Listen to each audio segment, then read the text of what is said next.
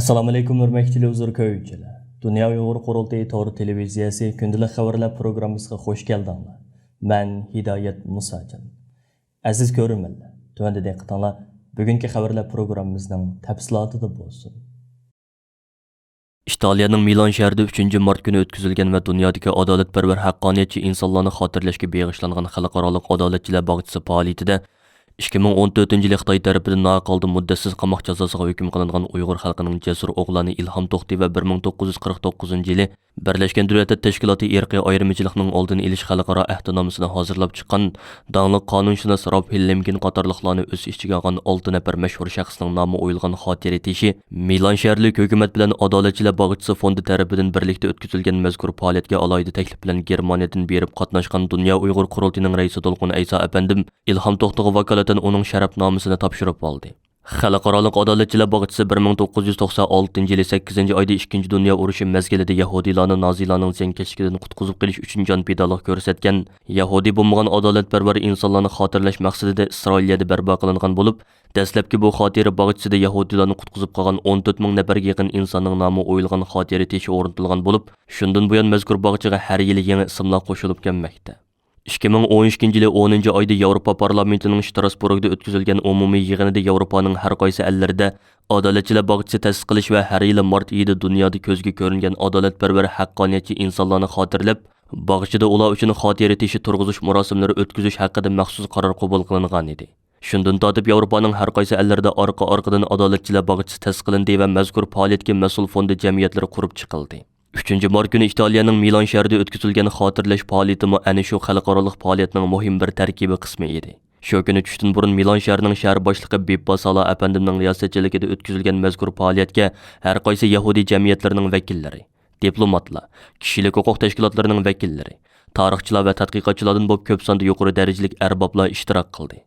Xotirlash faoliyatida so'z qilgan To'lqin Ayso apandi mustabid Xitoy hokimiyatining irqiy qirg'inchiligiga duchor bo'layotgan Uyg'ur xalqining vakili Ilhom To'xtining ismi o'yilgan xotira teshining Milandagi adolatchilar bog'chisiga o'rnatilganligidan cheksiz g'urur tuyganligini va buning uchun Milan shaharlik hukumatga va Milan adolatchilar bog'chisi fondi jamiyatiga butun Sharq Turkiston xalqi nomidan navbatda Xitoyning irqiy qirg'inchiligiga uchrayotgan Uyg'ur xalqining taqdirining 2 dunyo urushi mezgilida Nazi Germaniyasining irqiy qirg'inchiligiga duchor bo'lgan Yahudilarning taqdiriga o'xshab ketadiganligini 2 dunyo urushidan keyin amda aslo qoida takrorlanmaydi deyilgan Nazi kompaniyalarning va irqiy qirg'inchilikning oradan 70 necha yil o'tib bugungi kunda Sharq Turkistonda qayta o'tirg'i chiqishining insoniyat dunyosi uchun og'ir bir ornumus ekanligini, xalqaro jamoatchilikning va insoniyat dunyosining Rossiyaning tajovuziga uchragan Ukraina xalqiga ega chiqqandek Sharq Turkiston xalqiga amaliy harakatlar bilan ega chiqishi lozimligini, Uyg'ur irqiy qirg'inchiligini to'sib qilish uchun Xitoyga qarshi jiddiy chora-tadbirlarni yo'lga qo'yishi lozimligini ta'kidlab o'tdi.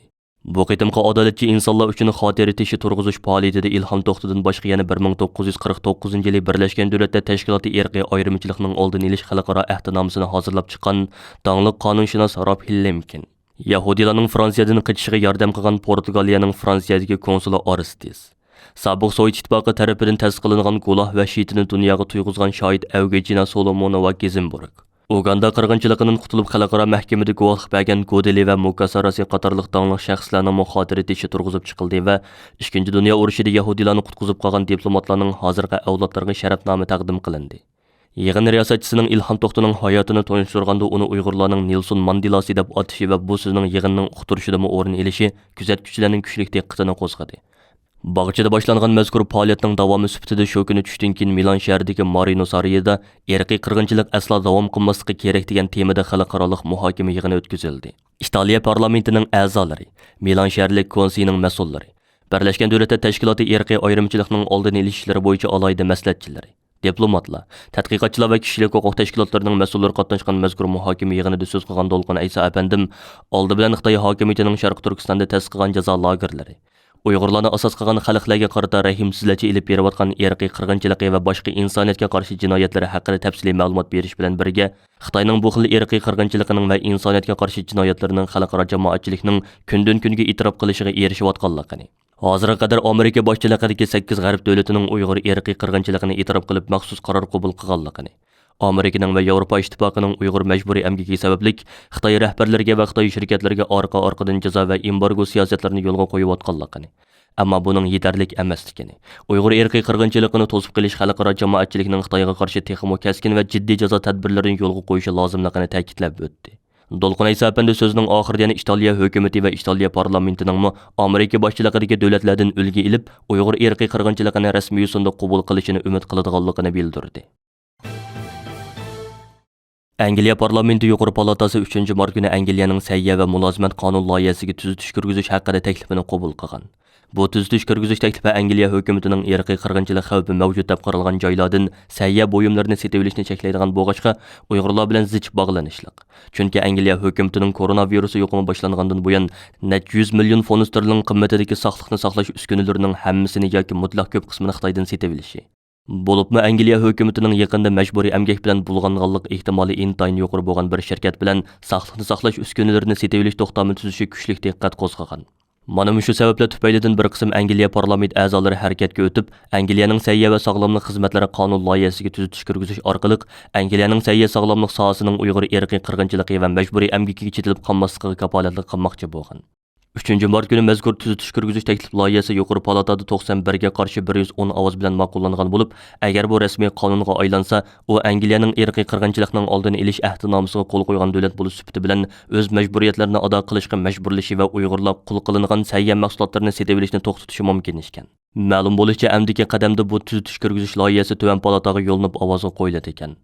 Dünya Uyghur Qurultayı Angliya hukumatining Uyg'ur majburiy emgak ketishlik mahsulotlarining Angliyaga import qilinishini cheklamaganligi sababli Angliya tamojnisi ustidan Angliya sotiga arznoma sungan edi. Bu arz bir qancha oydan buyon davom qilmoqda. 8-mart Xalqaro ayollar bayrami munosabati bilan Dünya Uyghur Qurultayı uchur tashviqot markazi va Qurultay ayollar komitetining uyushtirishida 6 va 8-mart kunlari Sharq Turkiston ayollarining ruhi degan temada Uyg'urcha va inglizcha tillarda 2 qitim yumaloq ustal yig'ini o'tkaziladi. 6-mart yakshanba kuni Dünya Uyg'ur Qurultayining muavin raisi Zubayra Shamsin xonimning riyosatchiligida o'tkaziladigan Uyg'urcha tor muhokama yig'iniga xalqaro matbuotlarga to'lgan jasur lager shoirlarimizdan Zumrat Davud, Qalbunur Sidiq, Gulbahor Xotivachi, Gulbahor Jilalova, Sayragul Savutboy, Tursunay Ziyoudin, Mehrigul Tursun, Gulzira Oylxon qatorliqlar alayda so'z qilishga taklif qilindi. 6-mart yakshanba kuni Berlin vaqti tushdan keyin soat 16 da, Istanbul vaqti 18 da, Olmaota vaqti kech soat 21 da, Washington vaqti atdigan soat 10 da boshlanadigan va ommaga ochiq bo'lgan mazkur tor yig'iniga tuvandagi ulanma orqali bevosita qatnashib fikr bayon qila olasiz.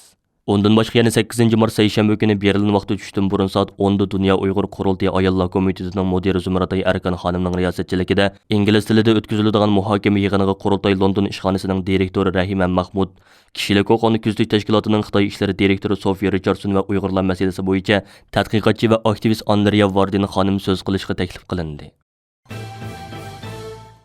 Xalqaro Olimpik komitetining Ukrainaga tajovuz qilgan Rossiyani ayblab, irqiy qirg'inchilik bilan shug'ullanayotgan Xitoyga qarshi sukut qilishdagi ikkiyuzlamachilikka qattiq ayblanmoqda. Rossiya Ukrainaga tajovuzchilik urushi qo'zg'agandan keyin Xalqaro Olimpik komiteti chaqmoq tezligida inkos qaytarib, bu hujumni ayblagan edi. Ular Rossiya prezidenti Vladimir Putinni Olimpik ordendan mahrum qiladiganligini jakarlash bilan birga xalqaro tantarbiya organlarini Rossiya va Belorussiya tanhargachchilarini qora tizimlikka kirgizishga chaqirgan. Garchi Olimpik komitetining bu qarorlari donalarcha bo'lsa-mu, biroq uning texi yaqinda irqiy qirg'inchilik bilan shug'ullanayotgan Xitoy hukumati sohibxonligidagi Olimpik musobaqasiga tutgan pozitsiyasi orasidagi bu osmon zamin farq kishilarning diqqatini qo'zg'agan. Janubiy Xitoy Atiyallik gazetining xabar qilishicha, Amerika Davlat Majlisi a'zosi Christopher Sims bu vaqtda to'xtalib, Xalqaro Olimpik komiteti axloq jihatda vayron bo'lgan tashkilot. Uning harakatida birdeklik yo'q degan.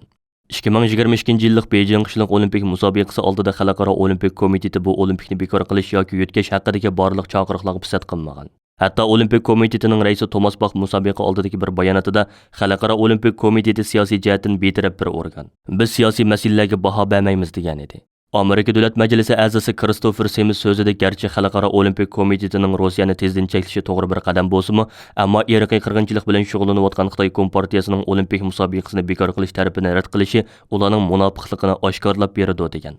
Davlat Majlisi a'zosi Jennifer va Keston Olimpik komitetining Uyg'ur masalasida siyosiy betaraflik degan bahonaning orqasiga yushirib ayblagan. Xitoyning Uyg'urlarga qaratayotgan irqiy qirg'inchiligidan iborat bu insonlik krizisini siyosiy masala deb atagan Olimpik komitetining Rossiyaning Ukrainadagi tajovuziga qaytargan inkosi o'ttirsidagi farq ijtimoiy taratqularda kuchli inkos qo'zg'adi. Tonilgan jurnalist Melissa Chin Twitter'dagi inkosida tantarbiya siyosat bilan munosabatlik emasmidi. U holda Xalqaro Olimpik komiteti masjidlarga buzg'unchilik qilish va 1 million Uyg'urni maxsus nishon qilib tutqun qilishni qabul qiladi ekanda deb yozgan. Birleşken Devletler Teşkilatı'nın Rossiyani ayblash qarorini rad qilgan yoki betaraf turib olgan davlatlar dunyo jamoatchiligining qattiq ayblashiga uchrab kelmoqda.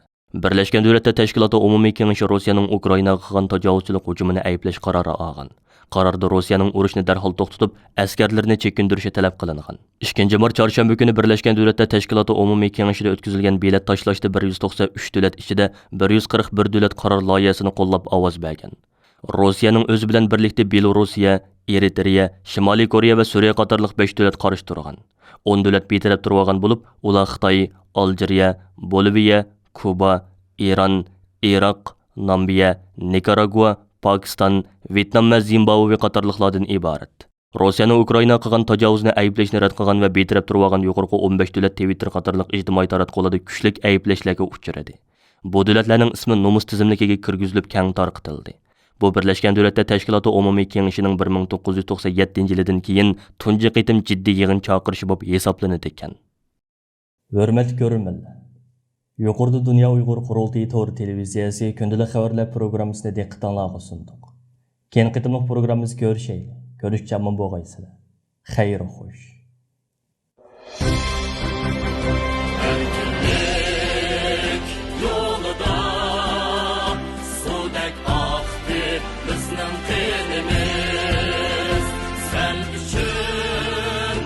Yurtimiz, fida bulsun cenimiz, kan keçip hem can